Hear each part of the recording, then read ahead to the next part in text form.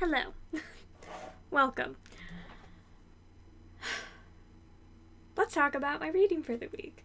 And lots of other stuff as well. Plan my reading, talk about reading, everything bookish. Hi Judith. Hi Elizabeth. You guys are so fast. I'm ridiculously impressed. Hi Libby. Hi Bruna. Oh my gosh. Hi Robin. I don't think I've ever... It still says 0 people are watching. I think this is the fastest people have arrived, like, ever. That was... I'm thoroughly impressed and grateful. Thank you. Oh, that's great. It still says 0 people are watching, even though I know for a fact there are not 0 people here. Hello. How was everyone's week? Reading and otherwise. Oh, it updated. Now there's 4 people here. That makes sense. Reading and otherwise. Hi, Diana. How did your test go? Your Indiana test. Was that this week? Or your paper? Were you writing a paper on it, or were you just, like, having to prepare for a test? Either way, how did it go? 12 books. Holy cow. Just a little impressive. No big deal. Oh, that's awesome.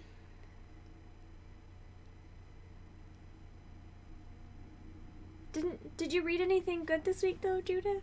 I can't remember. What did you read this week? Let me pull it up. Because I feel like you read some stuff that you liked, didn't you? Gosh. Alright.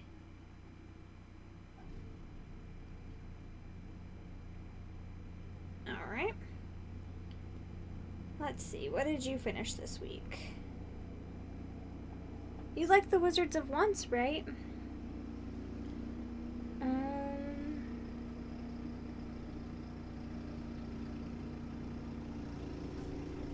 Oh my gosh. There's so much snow outside, and he's like snow blowing, and it's all like shooting up into the air, like 30 feet up into the air. It's a bit extreme. You read Reborn this week. You read Eternal this week.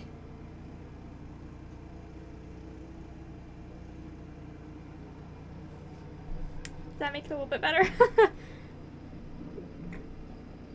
Yeah, David Tennant is a great narrator. You don't have grades yet. Do you feel like you did all right, though? Are you less stressed? What are you doing? Oh, you're writing an essay. Are you writing another essay, or, what are you working on? I'm sure you're working on something. There's no way you're not. You're snowed in. Nice. We're not... I wouldn't say that we're snowed in, but we definitely have quite a bit of snow. You can, like, see the gravestones. Oh, gosh.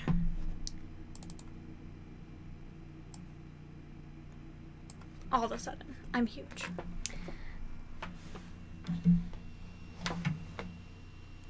There's not, like, a ton of snow, but there's snow. And you can see all the little... The graveyard. Lovely.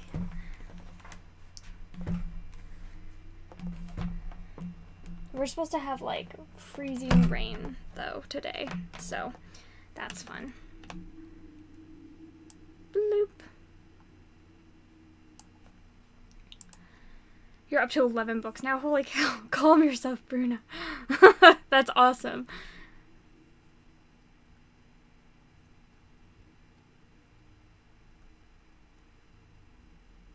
You're in a reading slump? Oh, gosh. I'm so sorry. Those, I don't know. I feel like writing them out is the best thing. Because if you force yourself to read and when you're not enjoying it, then you're just gonna, like, hate everything you read, even if it's good. You're up to 10 books as well. Holy cow, everyone's been reading so much.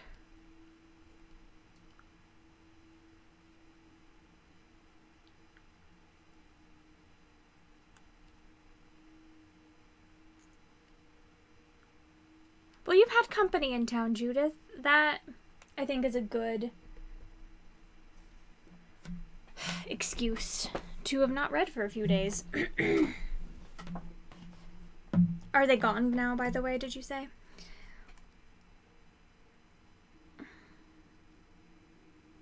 You've read 11 so far. Nice.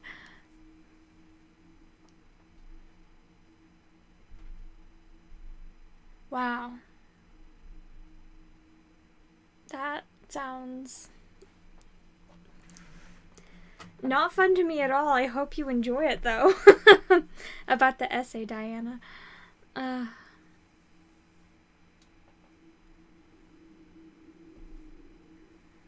you still enjoying what you're reading, though, Bruna? That's the question. Only 6 books. Well, you're tied with Chris. He's at 6 books as well, so.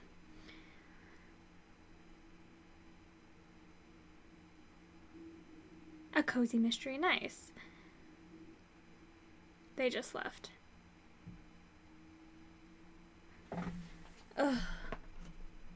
Wow, 10 people are here. Holy cow. There's so many people here.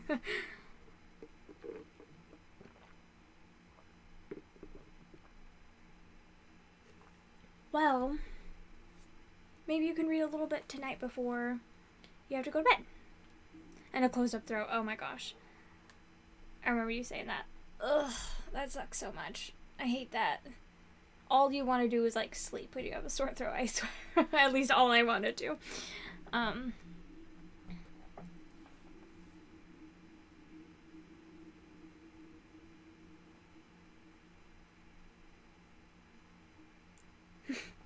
Fair enough, Diana. I hate writing so much, and I feel like interviewing someone and then having to write it down and make it, like, interesting and coherent would just, like, it's beyond my skill set, that's for sure. I agree. Watch a movie. Write it out.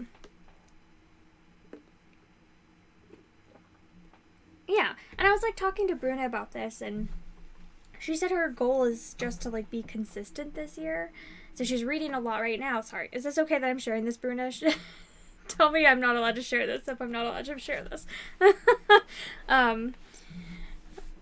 You hate writing as well? Same.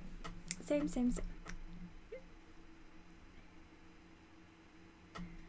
I kept a journal for, like, a little bit. But it's, like, garbage, and I'm embarrassed of everything I've ever written in there. Hi, Keisha! So I was talking to Bruna, and she said that she, like, is really afraid that if she reads a lot right now, that she'll, like, burn out. But, like, I don't know. I don't feel like you should limit yourself on what you're reading for the sake of that you, like, might burn out or not. Like, keep reading. That you should just, like, read however much you want. And then like, I personally would do it as a daily goal, but she said she doesn't care about reading daily, so, like, either every other day or every 3 days. If she hasn't read anything, just take the time, sit down, and read for half an hour. And then just keep on doing that. So, like, for me, like, I don't want to burn out.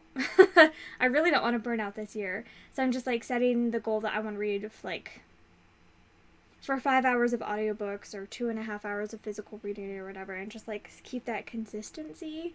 And, like, I want to try to keep that throughout the whole year and keep that consistent amount of reading, but, like, do a half an hour or do 10 minutes or 15 minutes or whatever. But I feel like most people can set aside, like, half an hour of reading most of the time, depending on how busy you are. But, like, most of the time you can, like, set aside that and just, like, force yourself to read for half an hour, and at least you're still, like, hitting that, like, keeping it, and then eventually something will catch you, and then you can snap it back into it. But I feel like just keeping consistent and, like, just trying to keep it on, like, the back burner, but do other things you love, it will, like, you'll eventually want to go back to it, because you love reading and you love books. You like researching, but tolerate writing.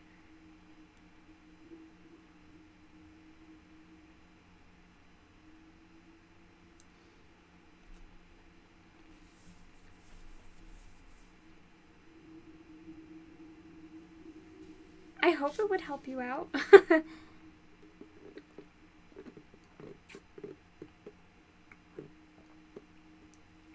It's just, like, and not even, like, forcing yourself to do it every day. Just be like, well, every 2 days. Like, just do it every 2 days. Or every 3. And, like, just, like, take, like, 15 minutes and sit down and read a book for 15 minutes.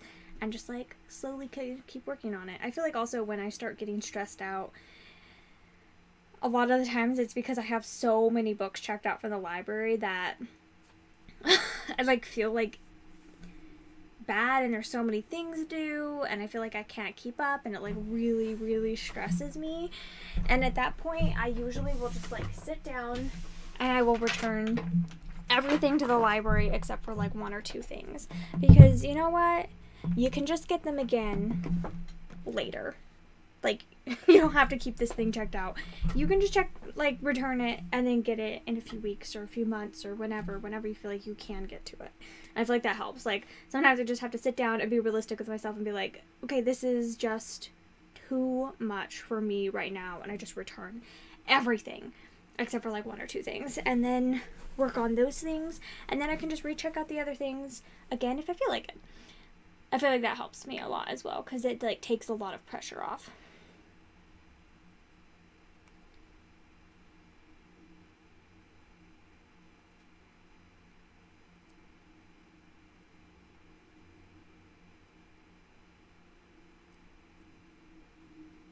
And Keisha, also, like, reading isn't your only, like, form of entertainment. Like, Keisha's a huge, like, movie watcher and a huge TV show watcher, and so, like, you're still consuming, like, these other forms of, like, media that you really, really enjoy. Whereas, like, I really don't watch TV or movies very often, and so, like, that's not, like, really filling in the gap for me, and I feel like,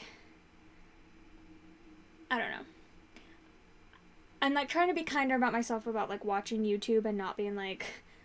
I'm just trying to watch the stuff on YouTube that I truly want to watch. And that's also what I'm trying to do this year, because I don't want to go down, like, those, like, garbage rabbit holes at, like, 2 a.m. in the morning where you're watching the stupidest stuff that you will regret watching. And I'm just, like, trying to watch stuff that, like, I really care about and creators that I really care about, or read, and like do one of those 2 as forms of entertainment.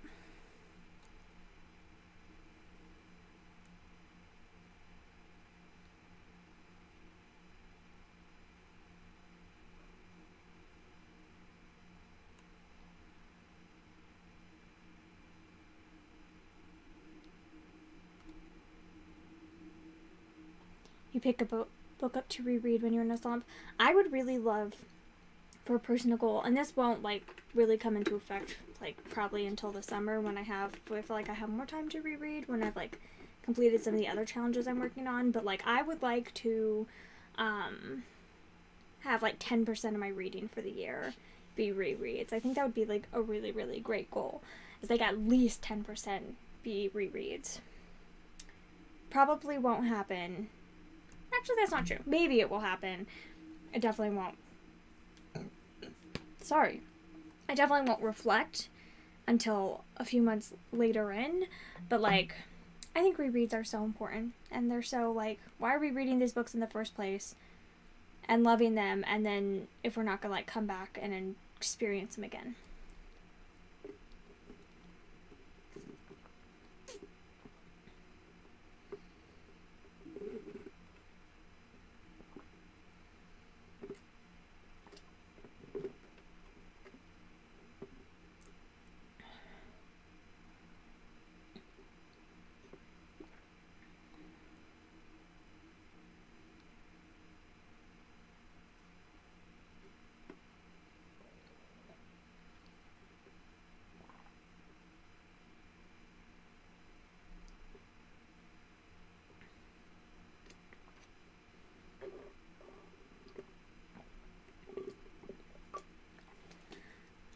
I agree. There's at least usually time for rereads, and I try to let myself have that time. I didn't really leave any time for these first few months of the year because I'm like really like focusing on specific goals. But I think in March or April I'm gonna just give myself a bit of a break and like start focusing on rereads. Lauren. Oh wait, who is rereading? Yes, the fan fiction. I think annotating your books are great. It's not something I've done a ton. There's definitely been a few books I've done that on. Like, I've done that for at least some of the books in the Enchanted Forest Chronicles, like marking my favorite quotes and stuff. I am going to be annotating my copies of Artemis Fowl when I reread them this year, because I really, really love that series, and since I'm going to be leading a discussion on them, or like co-hosting a discussion on them, I want to like really have my thoughts down pat on them. So I don't know. Personally, I'm not writing in my Artemis Fowl copies just because I'm have such sloppy and horrible handwriting unless I take my time, and so I just kind of am like quickly jotting down my thoughts and using tabs, and then I think later I'm either going to go back and like transfer those thoughts in, or I'm going to pull out the pages from my notebook and stick them in the book. I'm either going to do either. So I don't have a problem with writing in books. I just don't feel like taking the time to do it right now because I'm extremely lazy and I don't want to like ruin my copies by like scribbling all over them. But I think annotating is great, and I just haven't done it for like a really long time. There's like a couple books, like the Discworld books by Terry Pratchett. I have like specifically been reading it, stopped what I was doing, went to the other room, grabbed sticky tabs, and like would tap up the parts that I just thought were like too funny, that I loved so much.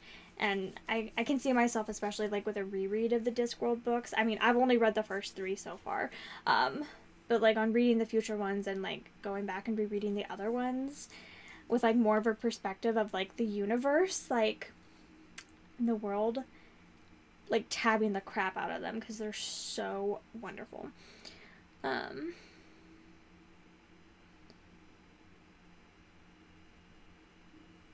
Oh, that's awesome, Diana. That's so great.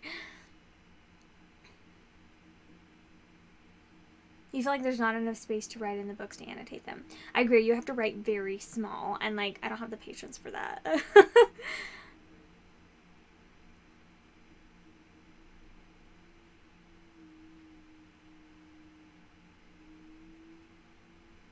Oh, see, I think writing in books is great because,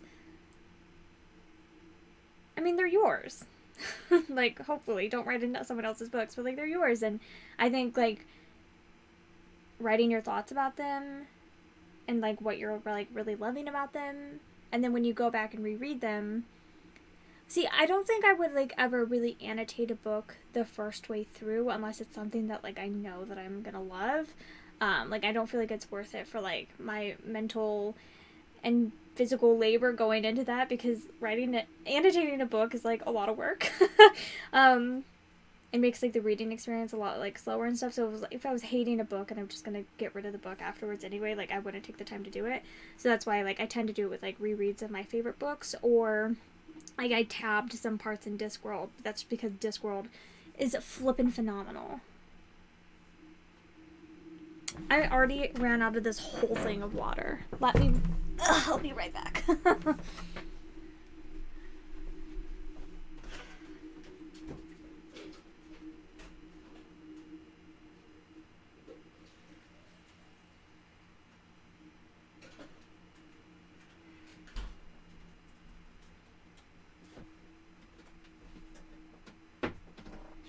All right.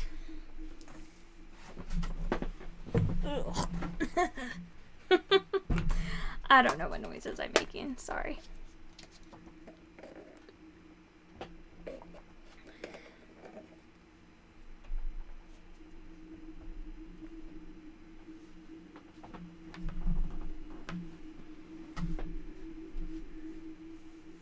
Hi, Sarah.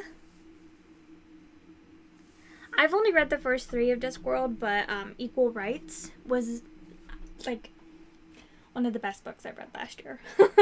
Out of all like 365 of them, it was like definitely like in my top like 15 or something. Like it was so good. I loved it. There was like one scene that I really kind of hated, and that's like kind of like a little bit of like a jar every time I think about that book. I'm like, oh, I love it so much, except for this one scene.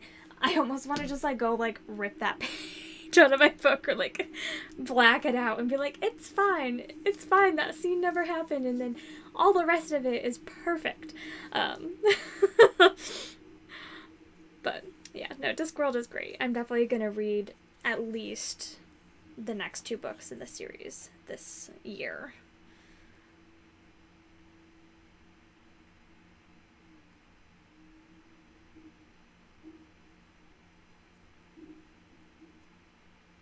The spreadsheet is cool, by the way. Oh, thanks. This is from Brock from Let's Read. I should, like, link his Twitter, honestly, every time I go live, since I'm going to be using this spreadsheet for the rest of the year. I accidentally cut my finger last night, but we don't have, like, Band-Aids, like, big enough to actually wrap around my whole finger, so they just, like, keep getting lifted up. So I'm just going to leave a Band-Aid off of it for now, but it hurts and it keeps bleeding. It doesn't want to seal up. TMI, sorry.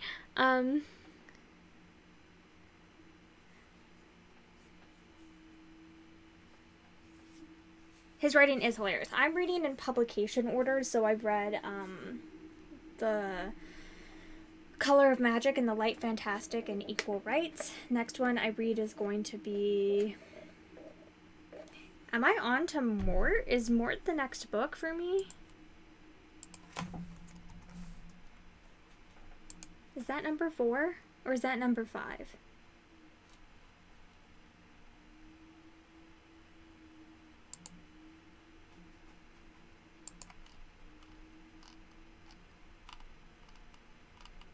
Yeah, Mort is the next book I'm going to be reading, and I'm so excited to read about death.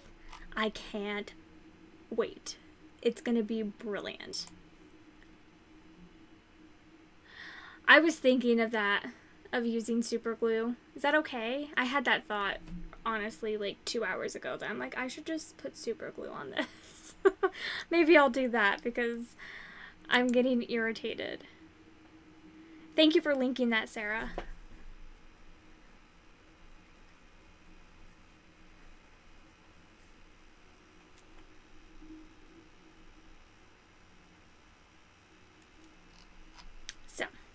Anyway, let's talk about my reading week. My crappy reading week, where I read garbage books that I didn't like.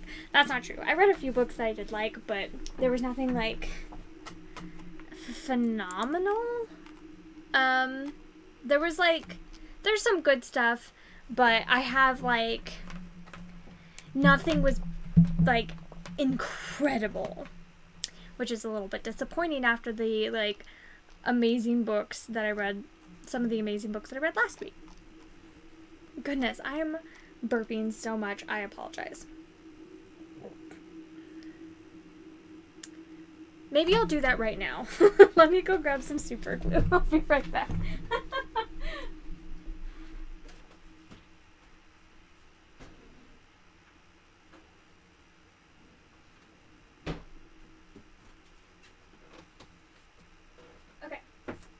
I have super glue. I have like a gel, like a thicker gel, and like a more liquidy kind. I should probably use the liquidy kind, but I feel like it'd be messy.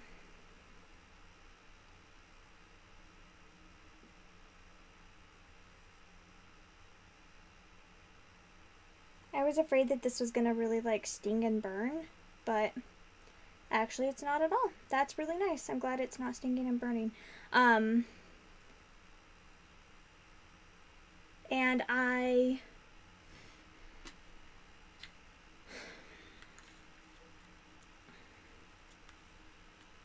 did clean it out with, like, alcohol and stuff. Like, I did disinfect it, like, an hour ago or so, maybe.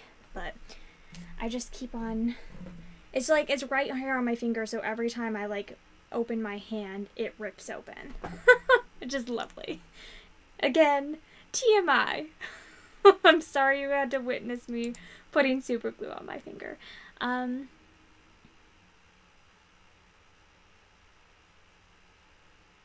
It's basically just super glue.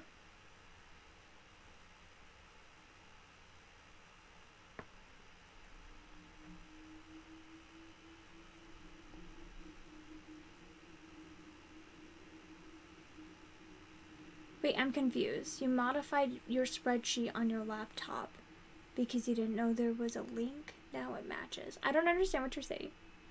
You hate cuts like that. Yeah, it's really has been irritating me. It only happened last night. It happened last night during the, right before Christopher's live stream, so maybe around like 7 p.m.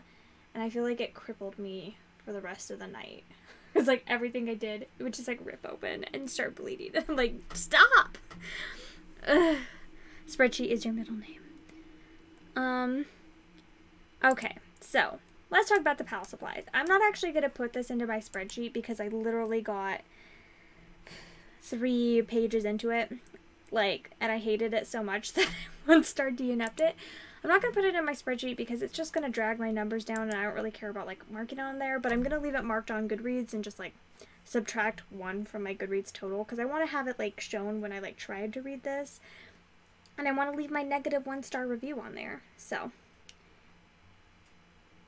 Oh, Chris has been live streaming playing Kingdom Hearts on Twitch, and he's been doing it Monday, Wednesday, Friday, Saturday, 8 p.m. EST. So come hang out with us. He's already done quite a few.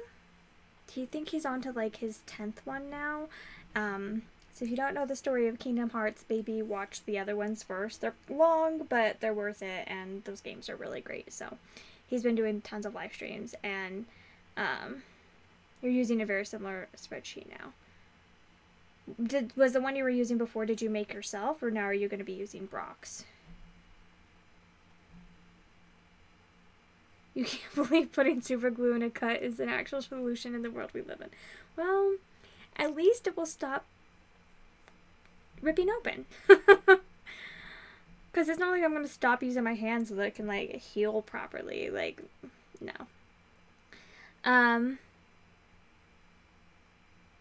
It's on his Twitch channel, by the way. It's Rhodes Play.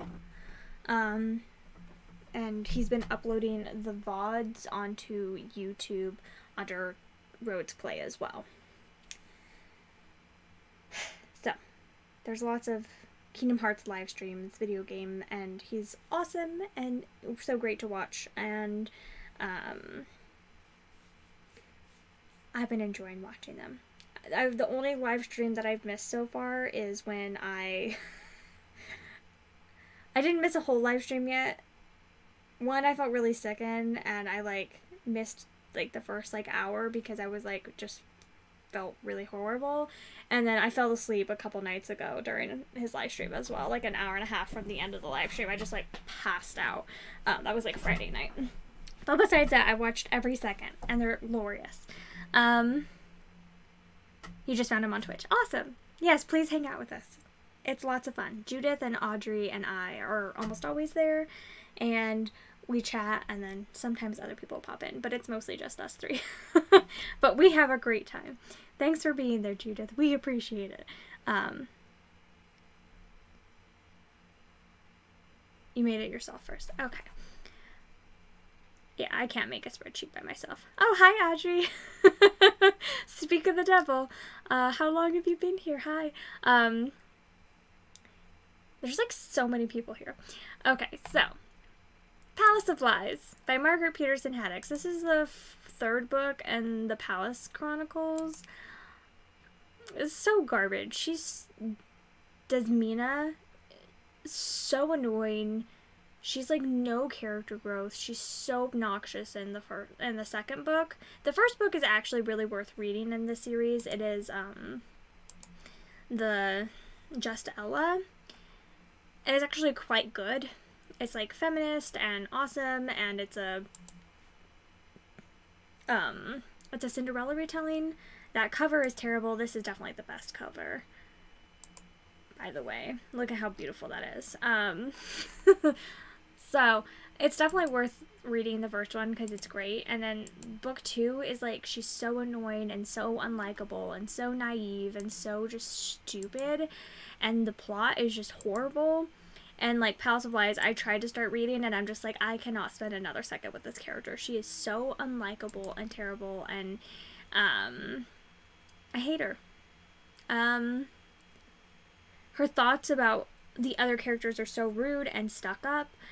And I'm not going to force myself through physically reading this horrible garbage book. So, I didn't. I'm not going to put it on my spreadsheet because I feel like it's just like, no, it's not going to be accurate. But I tried. I did try. And then I read my favorite Half Night Stand by Christina Lauren. This is a standalone. I hope they write more because I really liked the side characters in these. This is their most recent book.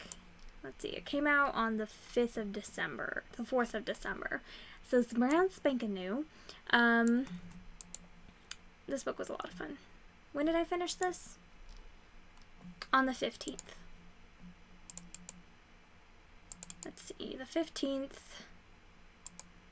I read this book when I like couldn't sleep, and I ended up staying up until like 2 a.m. reading this book because my neck hurt, and so it's fine.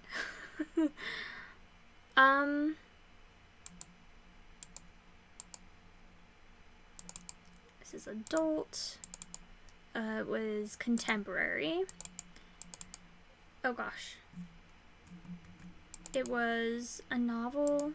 I listened to it on audio. This was narrated on audio by these two people. Sorry, this is not the most interesting thing.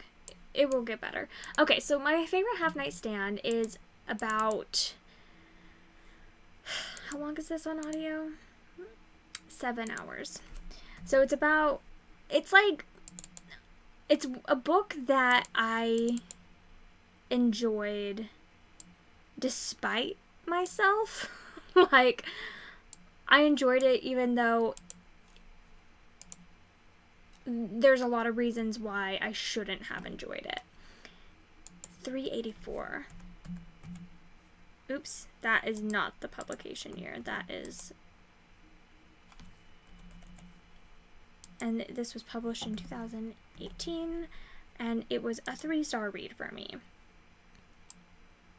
So this is about this girl who, she like has a group of like really close guy friends, and they all are like best friends, and none of them like have been in a serious relationship in a really long time, and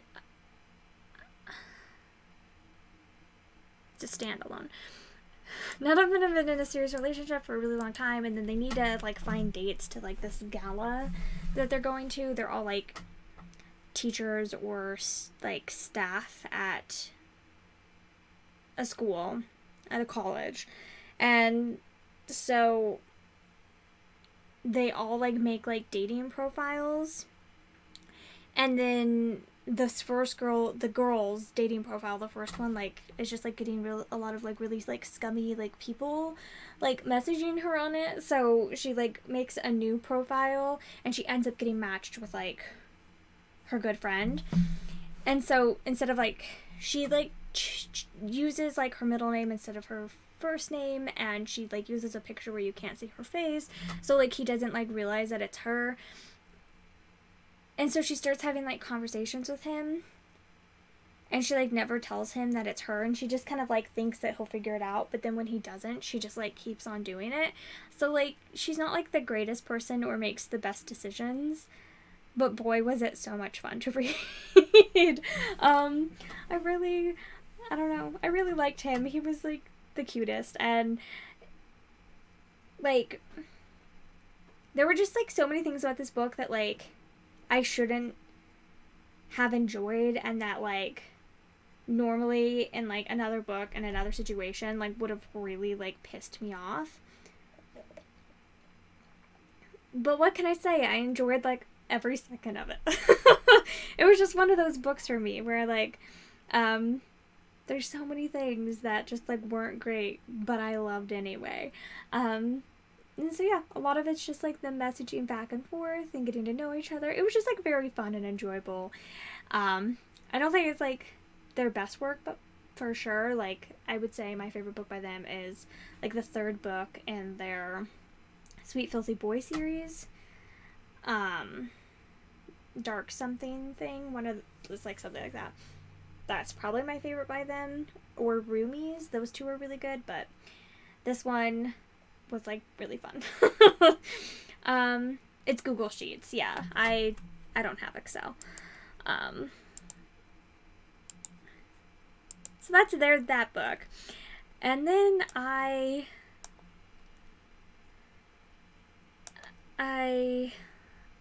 yeah. So, I read The Beekeeper's Apprentice by Lori Arkin. This is the first book in the Mary Russell and Sherlock Holmes series. I read this as part of the Sherlock Holmes reading month for that like Winks and Ink hosts every January. And I really love that readathon. It's like motivated me to pick up so many wonderful like Sherlock Holmes retellings, and they're great. And I've almost picked this up like I read this on the 16th, I think, right? I've almost picked this up the last like 2 years that she's hosted it, and I didn't, and I really, really regret it, and I really loved it. This book, I don't know. So like I loved the first half like more than life itself. The first half of this book is perfection, in my opinion. Christopher said he thought it was kind of boring, and I think he's wrong and should leave. It's so good. It's narrated by Jenny Sterling, who's one of my favorite audiobook narrators of all time. She's delightful. I know some people really don't like her and think she's boring, but she just does it for me. I love her narration so much. So this is this girl named Mary Russell. Her parents were just killed, and she can't inherit her fortune until she is of age, until she's I think 21. And so she is like living in the countryside with her like horrible aunt, and she ends up meeting Sherlock Holmes, who is retired. He hasn't been working on cases for several years, and he's just like living in the country, like tending bees. He's a beekeeper now, and it's just like what he does. And so you follow like their friendship. So she's like 15 when they first meet, and it's just like him basically like training her because she has like a really good like knack, and so he just kind of like trains her in becoming a sleuth like he is. It's a mystery. I loved everything about the first half of this book, like so much it's stupid. And then the second half like disappointed me so much.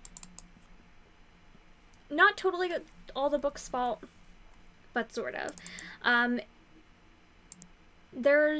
need to read book 2. I'm not gonna rate this book yet. I haven't rated it yet. I'm gonna wait until I read book 2 because I accidentally spoiled myself on something. I was looking at the series. Oh gosh, I ruined that. Did I ruin that? Sorry, I did not mean to move that around. I was looking at the series, and I read the summary for Mary's Christmas, and it spoiled me on something that happens at the end of book 2. And I was like just trying to figure out like where it laid, since it didn't have like a number next to it. It didn't say like 0.5 or whatever, so I wasn't sure, and I spoiled myself, and I'm like so pissed. And the thing that I spoiled myself on is something that like really makes me question the first book. So I'm just going to not rate the first book until I read book 2 and see how I feel about that, because like there's no way that I can like divorce those two things from my mind. So I'm pretty bummed with myself about that. So don't read the summary for Mary's Christmas unless you want to be spoiled. Apparently it's safe to read after the second book, but now I just, like, don't want to read it at all because I feel bitter. Yes, and I, like, I don't know, I've ruined everything.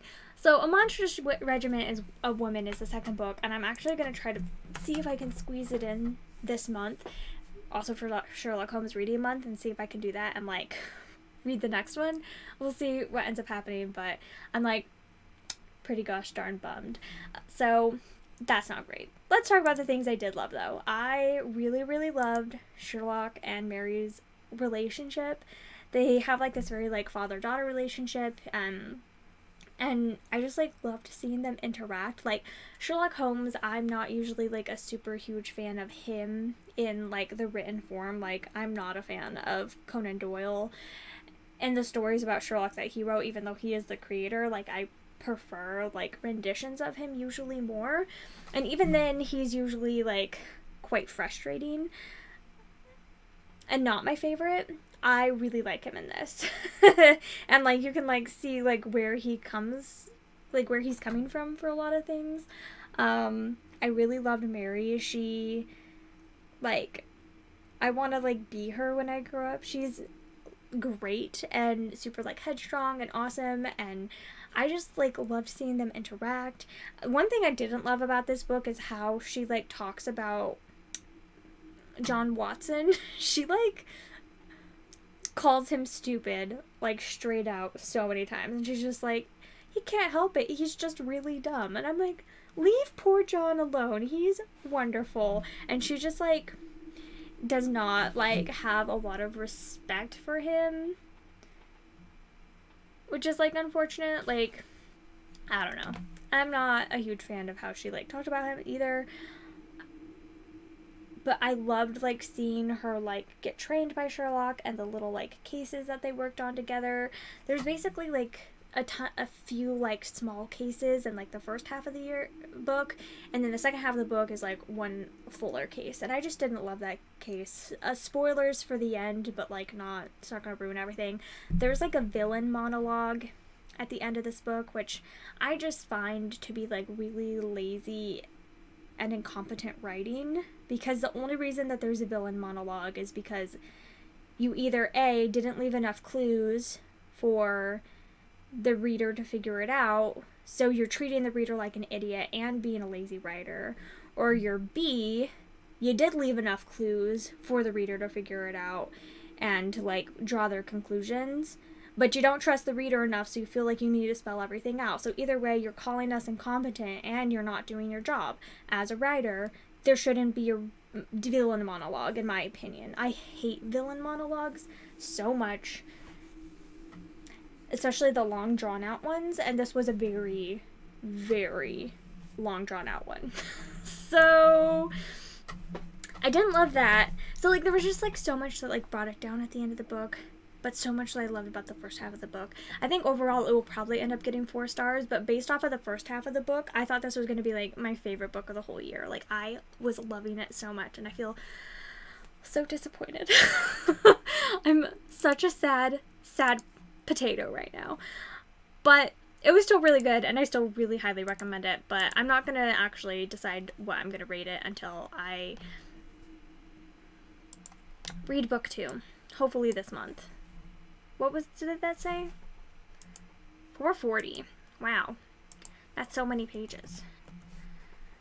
And that was published in 1994. I was not born yet. Oh boy. Oh, Nelly. And this was the first in a series. Lovely.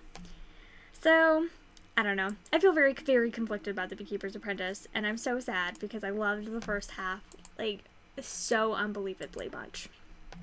Then I tried to read I Like Big Dragons and I Cannot Lie by Lonnie Lynn Vale. This is You Were Born in 1994. Oh, you're older than me. I didn't know that. It's only the year before I was born, but this book is older than me. I Like Big Dragons and I Cannot Lie. I think this book is really, really stupid. Like, And you can guess from the title that it's gonna be, like, silly and ridiculous, like, and that's not my issue with it. Like, I was expecting that going in. Like, kind of silly and snarky and corny, like, humor and stuff. You were 4 when that book came out. Nice. Oh my gosh, there's 20 people right here. 20 people are listening to me talk about I Like Big Dragons, and I cannot lie. I'm so sorry. This is, I don't know. I feel like the summary is a little bit deceptive. You turned 20 in 1994. Oh, that's not too much younger than I am right now. Oh gosh.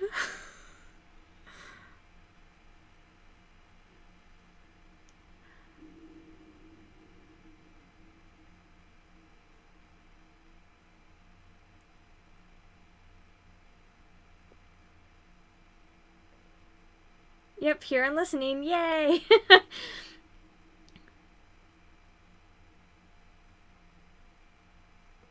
Yeah, I spoil myself on stuff a lot as well. But, like, the thing that I spoiled myself on, like, really, like, tainted it for me. Anyway, so this book is, I don't know. I think it's actually, like, a really interesting, like,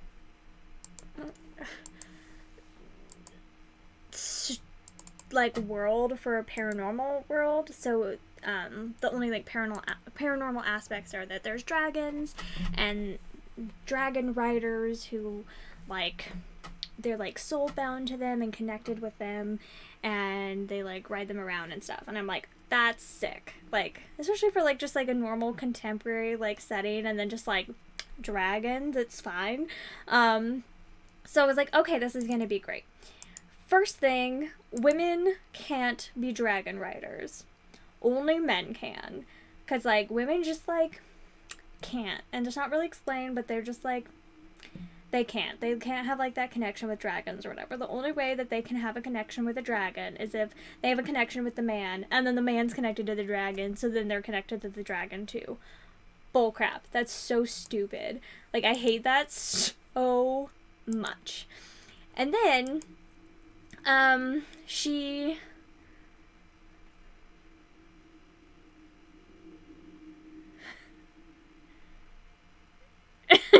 You're fried. Oh my gosh, Keisha. I love you. I don't know. That, like, really irritated me, and I'm like, really? This is, like, 2016 when you're writing this. Must women not be able to be awesome, like, kick-A dragon riders? That's stupid. And then, like, her connection with the guy, so it's, like, fated mates, but it's, like, done in, like, this super, like, overly aggressive, like, creepy way as well. Like, I'm already not a fan of fated mates. I think it's stupid and eye-rolly. But then, like, on top of that, it's like they're literally losing control over themselves. And, like, there's a scene where, like, this is, like, the second day that they've, like, met each other. And they end up, like, falling asleep, like, next to each other, but, like, they haven't had intimate relations at all or anything, or, like, kissed or nothing. And they, like, wake up, like, having sex with each other because they're just, like, so, like, in lust for each other all of a sudden just because they're fated mates that they, like, literally can't keep their hands off of each other, which felt, like, really, like, rapey and assaulty to me because they never actually, like, gave consent with each other. They just kind of, like, woke up having sex, and I was like, WTF, I'm not okay with this. What just happened? And then, gosh, what else did I really hate about this? I got like 30% in. Forced to bang each other even if they didn't want to. It's not interesting to the genre. It's just magic making them want each other. It feels rapey. Hi. Hey. Perfect time for Chris to come in. What's up? I'm not gonna say. Huh? Huh? I love you. Are you going out to the car right now, or did you already go? I've already done yesterday. Oh, nice. What's wrong? I'm reviewing I Like Big Dragons, and I cannot lie. You read a book called that? I tried. Why would someone name a book that? I tried. I got like 30% in before That's I wanted hilarious. to bash my brains out. Why would someone name their book that? That is always the question. I love you. I love you. Ah. Mwah. And so then there's this quote where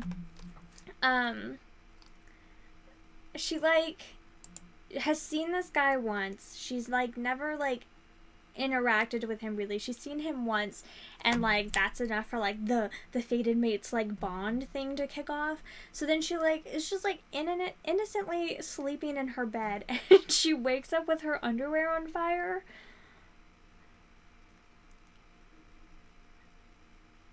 And then this is the quote. By the time the fire was finally out, my panties were burned to ash. However, my skin was perfectly fine. In fact, the hairs that I'd planned on having waxed later that week were gone. It had given me a fire waxing, minus the wax. I hate so much I can't express. So, yay. I hate it. I hate it so much. So, I was very disappointed. And I like really didn't like the writing. I didn't like the characters' interactions. I just found it like really creepy and gross, and I despise so much. So, let's just pretend it never happened. Let's see. Exactly, Bruna. Yeah. Yeah.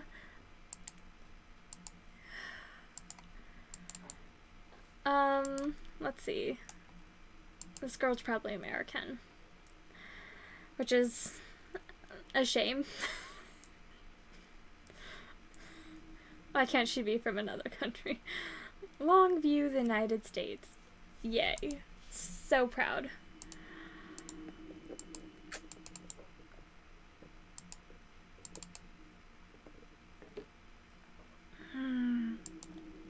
I've changed urban fantasy to low fantasy, by the way. I decided I'd rather track that. Because I think that's essentially what I meant by urban fantasy was low fantasy anyway, so. You didn't even read that book and you already know you won't be getting over that. Yeah, it's like pretty terrible. And like I expected it to be like silly and a little frou-frou and whatever, like it wasn't that. It was just like the writing was so bad and the plot was so bad and it was so cringy and I just like, ooh, ugh. No. No. I didn't like it. Yeah. I don't know. As soon as I started having sex, I essentially just went like, peace. Like, I can't listen to any more of this. This is so bad. Yeah. And the saddest part is look at the rating that it has. Look at how many people have loved it. It has so many 5 stars, so many 4 stars, and so many 3 stars. Only less than 150 people out of the 2,100 people that have read it either disliked it or thought it was okay. Everyone else liked it. And that just astounds me because I hated it so much.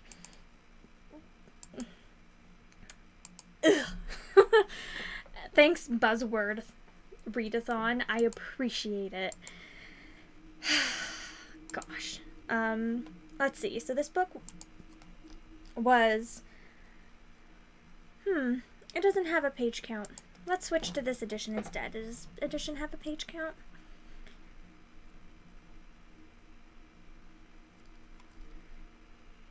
Okay, 328 pages.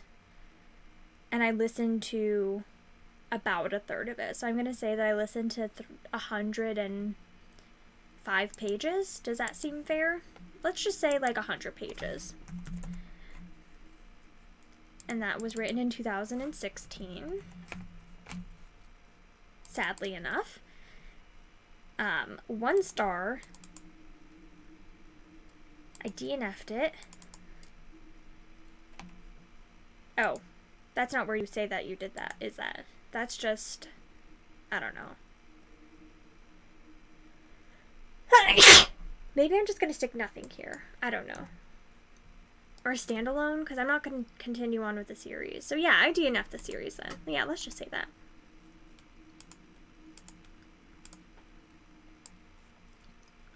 Yeah, and I did DNF it. I marked that. Okay, perfect. Okay, I'll be right back. I need to go to the restroom. And I'll blow my nose in the other room for your sake. I will be right back. We will continue on with some more books that I also really didn't like in just a minute.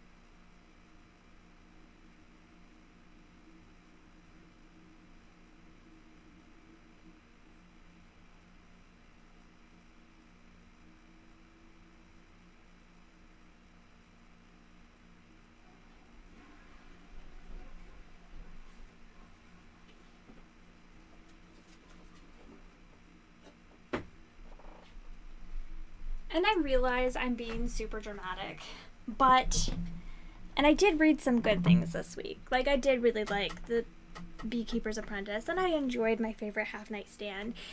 And I did like some of the other books, but they were also just, like, between, like, Palace of Lies, and I like Big Dragons and I Cannot Lie. I also tried to read a book called Whispered Lies. Let's pull that one up really quickly.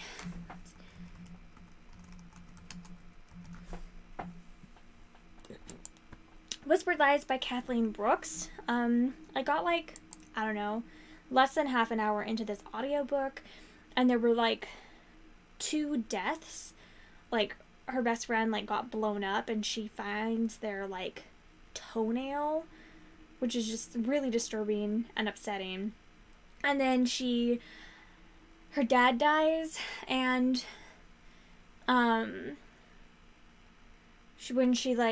she tells them, oh, I can delete this off of my to read now, because I'm not even gonna mark it as read or whatever. I'm just gonna, like, delete it and pretend it never happened. But she ends up, her dad ends up, like, falling off his ladder and dying, and then she says, like, oh, like, I want him to be buried so-and-so, and they're like, oh, well, you can decide that, like, after the autopsy. And she's like, I don't want there to be an autopsy. And they say, well, that's not really your choice.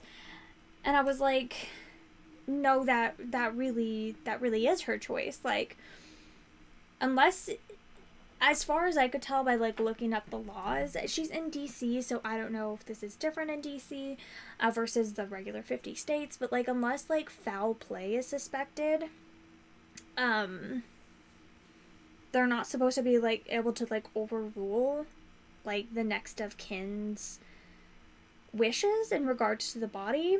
And they did, and they don't suspect foul play, or at least they haven't said that yet, so maybe that plays in later that he was killed, but like they don't suspect foul play, yet they're forcing an autopsy when she expressly wishes that she doesn't want her dad to be autopsied, which just like really, really pissed me off. Like, so much. And maybe it will play in later, but like, ugh, I hate it so much. So this book is just not for me, and I'm just going to, I don't know, everyone apparently loves it. It's just made me really angry. So let's pretend it never happened and not even mark it on my Goodreads at all.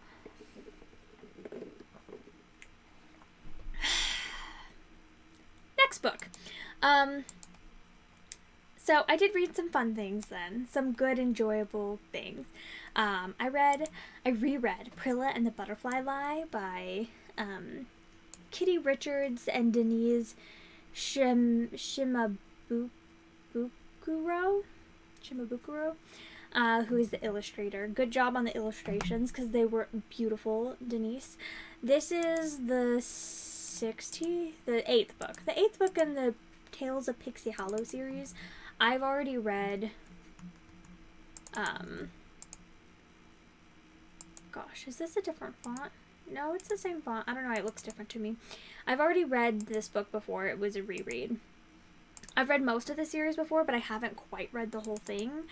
But it is a good series. I like it a lot. The base magic of this world is so flawed that it's almost painful to read. Did you ever play the Pixie Hollow game growing up? Oh, yeah. Like Pixie Valley, is that what it's called? What was that one called? Yeah, it was called Pixie Hollow. You're right, it was called Pixie Hollow. Yes, I loved that game. I was obsessed with that when I was younger. Like, I did really like Club Penguin, but then like Pixie Hollow came out and I was like, F Club Penguin, Pixie Hollow all the way. And all the fairies and everything, you could dress up and play all the games. I was so obsessed with that game. Don't even get me started. You're regretting it right about now. I loved it. They also had a game that you like sewed clothes on as like an app, and I played that thing to death as well on my iPhone, on my iPod actually, and I almost 100%ed that game, and then they deleted it from the App Store and it got deleted from my phone because of that, and I was devastated because I loved it so much and I was so obsessed. I had issues. I loved the Pixie Hollow game, and I was so sad when they stopped it because it was the best thing Disney ever did. I really, really like this series a lot. I like almost anything related to these. Not quite everything, but most everything. And this one follows Prilla. So, like, the base logic of this world is... Oh, gosh. Well... I have no idea where this person is from, because they're not saying. I can try looking up, like, Kitty Richards, like, author, but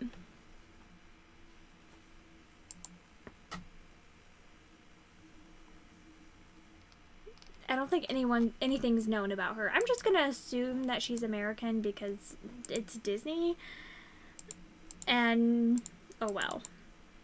Definitely middle grade. A low fantasy. I'm gonna say that's in a novella, even though it's technically more of a novella, I guess. It's so short. I didn't listen to this on audiobook. Are you proud? And I'm gonna just track in here like how many hours I spent on these things, so I'm gonna say that I spent an hour reading it. It was physical. My first physical book of the year. It was 112 pages. and this was published in 2006. Lovely. And my rating is 3.5 stars. I really like this book. So it's, like I said, the base logic of this is like really bad. So if you can get past that and just like enjoy the story for what it is, I think the series is very enjoyable. If you can't get past that and it's just going to irritate you the whole time that like literally nothing makes sense, then you won't enjoy the series. And I fall like kind of in the middle. Like I have to try and push through, but then once I do push through, I'm able to just like get over it and enjoy it. So there's like, I don't know. Every fairy has like a talent in Pixie Hollow, and some of the talents just make literally no sense. And I'm like, your whole purpose in life, literally, okay, your whole purpose in life, your whole reasoning for existence, the one thing you want to do for the rest of the entire life that you really, really, really love to do is polish floors.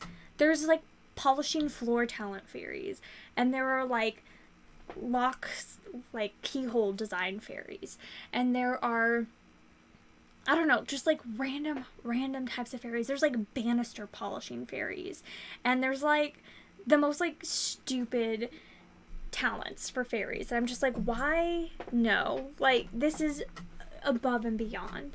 Like this is so stupid. Why does this exist? And so, like, things like that really make no sense. And the fact that, like, the fairies can't really fly without pixie dust. But pixie dust do not come from the fairies themselves. Pixie dust are the ground-up feathers of a bird. And so, technically, the whole time that Tinkerbell, according to Disney, the whole time Tinkerbell is with Peter, she shouldn't actually have been able to fly and has no pixie dust that whole time. Unless she's going back and getting her daily replenishment, which you know that she's not. So, really, it makes no sense, and it's really irritating. Like, why can't the fairies fly without pixie dust, which is from a bird? Like, this does not make any sense. This does not make any sense. Yeah, it doesn't, yeah. So, it's, like, very frustrating in that manner, because you're just like, why?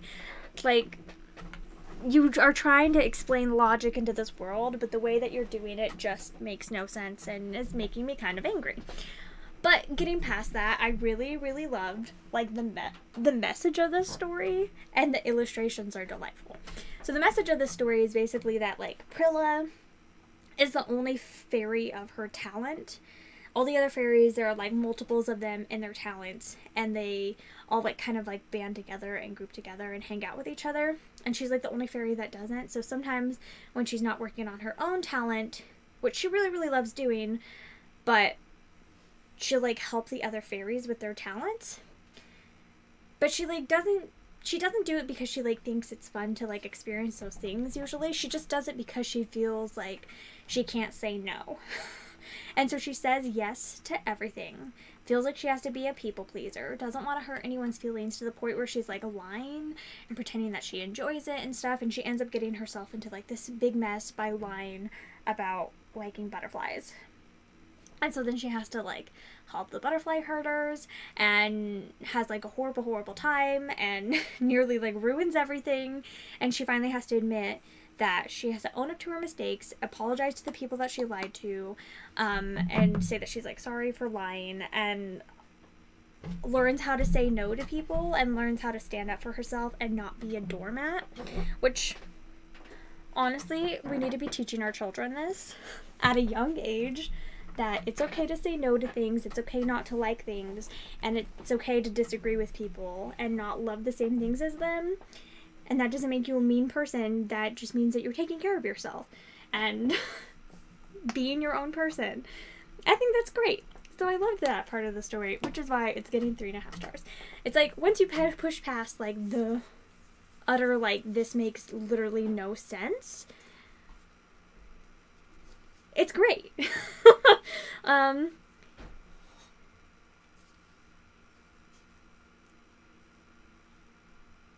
Yeah, I don't think that's it, Bruna.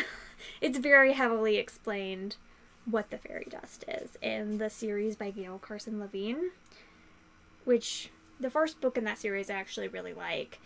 And the second two books are like garbage, especially the third book is like the worst book I've ever read in my whole life. So I recommend this series, but with like a pinch of salt. So, I don't know. It's a hesitant recommendation. And I finished The Final Empire yesterday. Can you believe?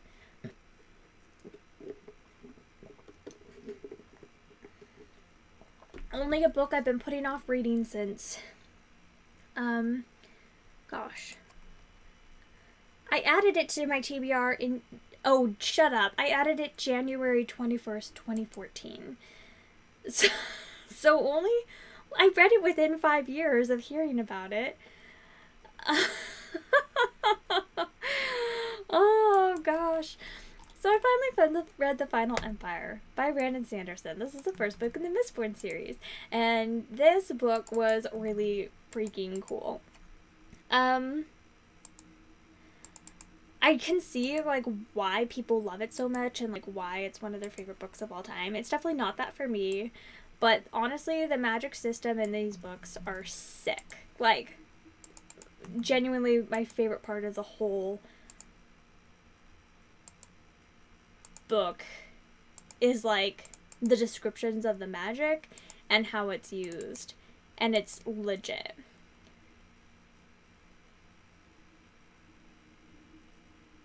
Oh no. I mean, sometimes we just take a while to get to those books. It's fine. Everything's fine. And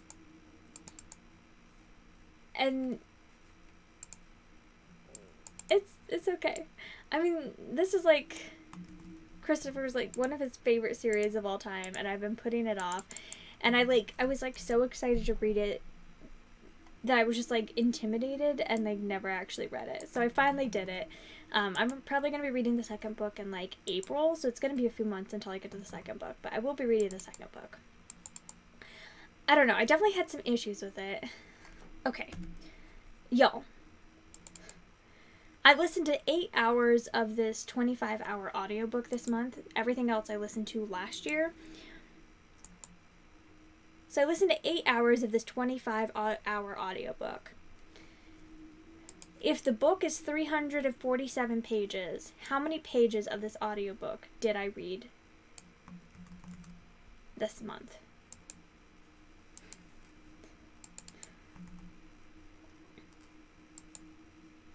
Maybe I'll message Elizabeth after. I don't know. I'm not smart enough to figure this out on my own. Where is Elizabeth? I know, this is what I'm thinking. Maybe I'll just wait until she's here and I'll just mark this red and come back to it when she's here and make her do the math for me.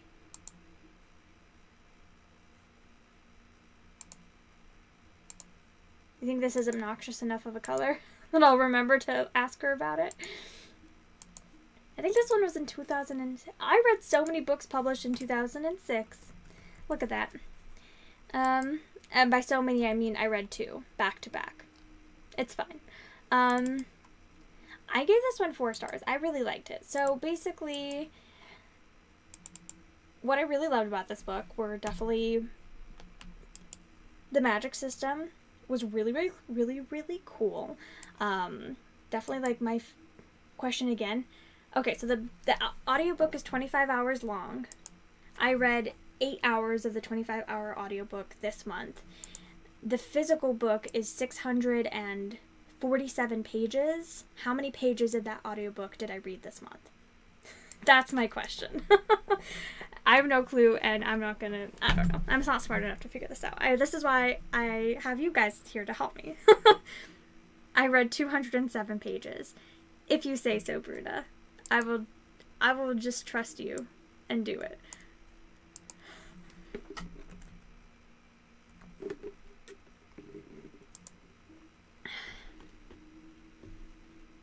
Did I really, though? Yeah, that makes sense, actually. If it's about, like, a third. I read about a third of the book. fair enough. 207. You guys rule. I cannot do math or fractions or sums whatsoever. Thank you. Okay, so this book, I loved the magic. The magic, I feel like I hear people describe it, and I mean, and I've described it myself before. There's like different kind of metals, and they ingest them, and they burn them to do them, and they can do different things.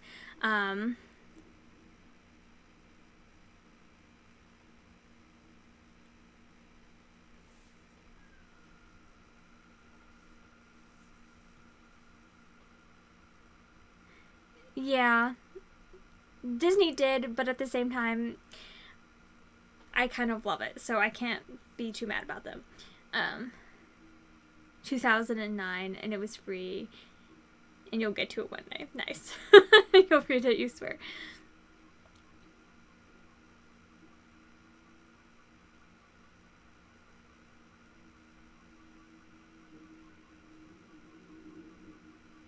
Oh, really? I mean, like, I'm sure I could have figured it out, but I wouldn't have enjoyed doing it.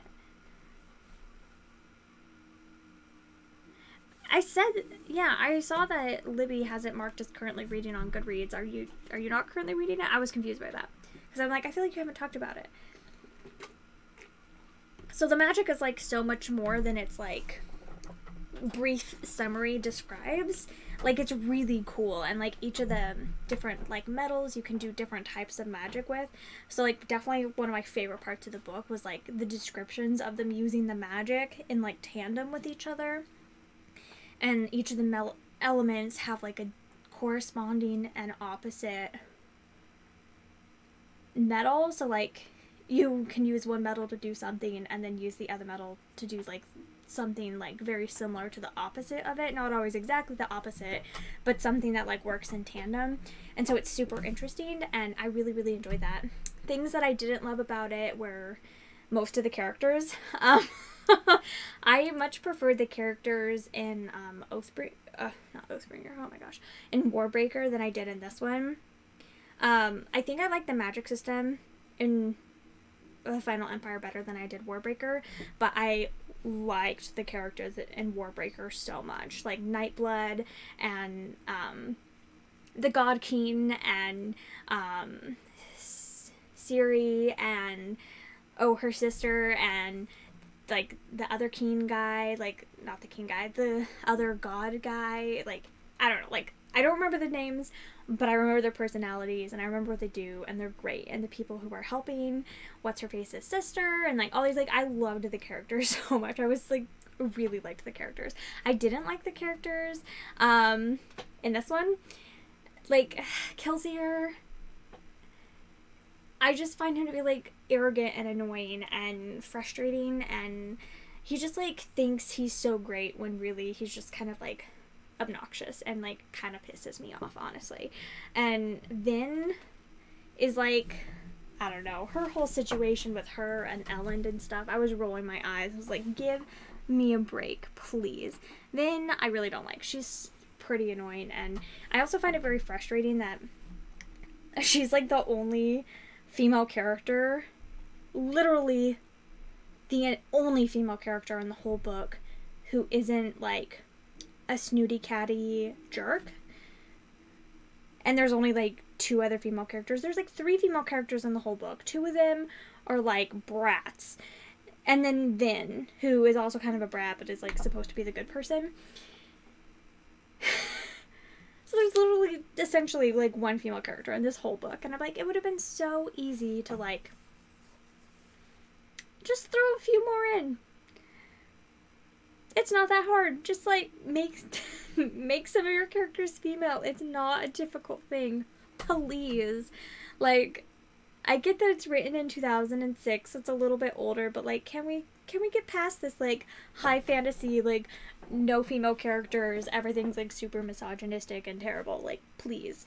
It's, I don't know. Like any book written in the future from now, I just like, it's something I won't tolerate. And in this one, like, it's fine. I'll forgive it for now. And Chris says it gets better in later books, so I'll try.